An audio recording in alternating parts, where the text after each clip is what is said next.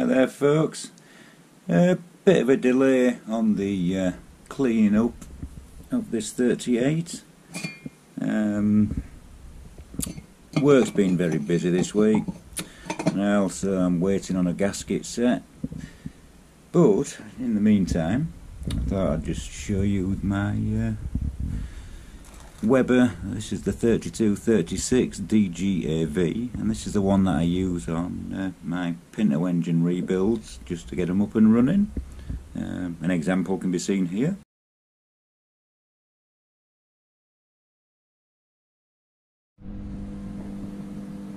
So we have another Ford Pinto 202 block. Just had a freshen up, and we'll see if it'll fire up.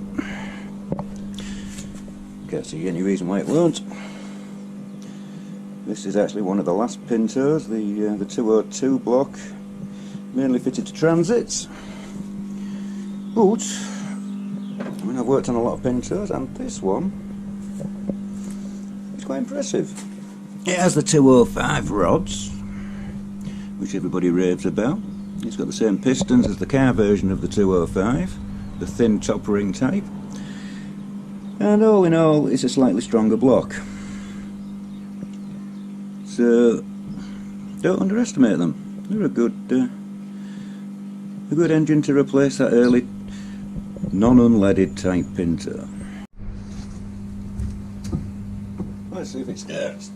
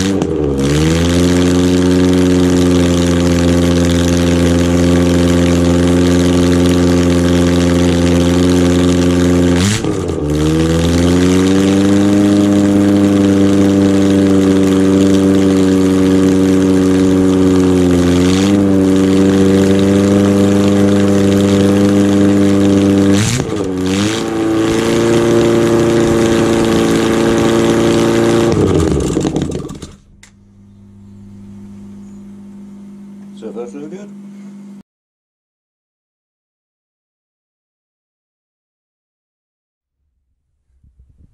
As you can see, these two carbs, this being the 38 DGAS, this the 3236 DGAV, they're of a very similar design.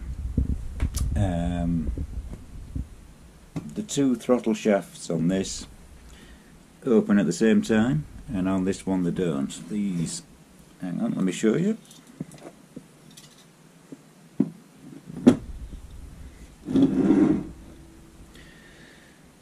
This is the primary throttle, primary venturi. This is the one that opens first, and then you've got your secondary venturi. So you've basically got an economy mode and a full throttle performance mode. And as these open, as you can see, the primary will open first. It gets to a certain point, and my finger stops turning it, hang on. And you get to a certain point, and then both are fully open. I do actually prefer this carburetor for the Pinto engines, as it does give better port velocity at the lower RPM ranges than fitting it with the 38. But that's my preference. Now, one thing I thought I'd do, just as a quick demonstration, is the basic settings that I would use after rebuilding one of these carbs.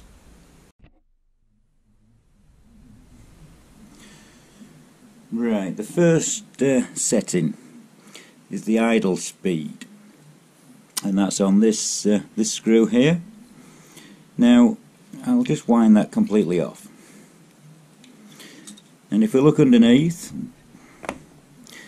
the butterfly is completely shut.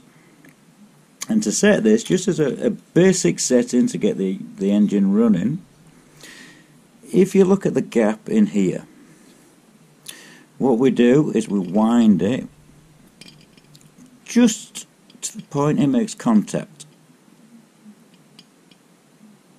which is about there. And then from this point we rotate it one turn, and that just opens up the throttle very slightly, which should be enough around the correct idle speed.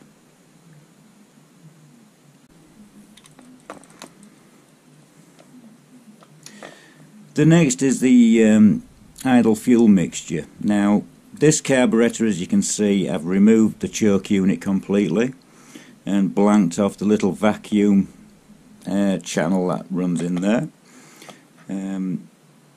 I don't use a choke for the main reason the choke cycle is a very small amount of engine running time, and if the temperature's of a reasonable sort of temperature, the choke isn't needed. Anyway, idle mixture screw on the 3236 is located down this little hole here. This was to be plugged off so it was tamper proof. Now the older mixture screws, I'll show you on this one, this is the 38, are exposed,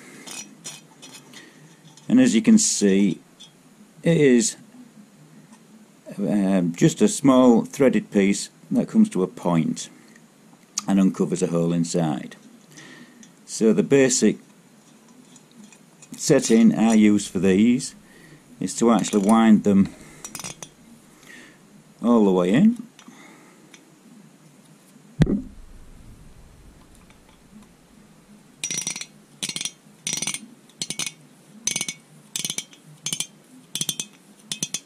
and when you wind them in, be gentle, because you can distort the seat and the needle itself, which obviously will lead to poor calibration. So from this point I would rotate it 1.5 turns, and that should give you a basic setting. Now this is the 38, so you have a mixture screw on both sides. Now on the 3236, I'll show you on this one again, the mixture screw is down the hole.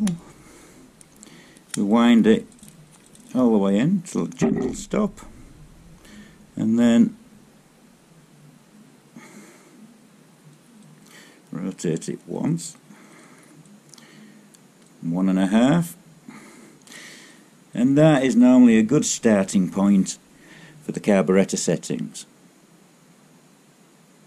Anyway, hopefully I'll get the gasket soon for the carburetor and we'll get it cleaned up, and I shall show you the reassembly of the 38. And until next time, I'll see you soon.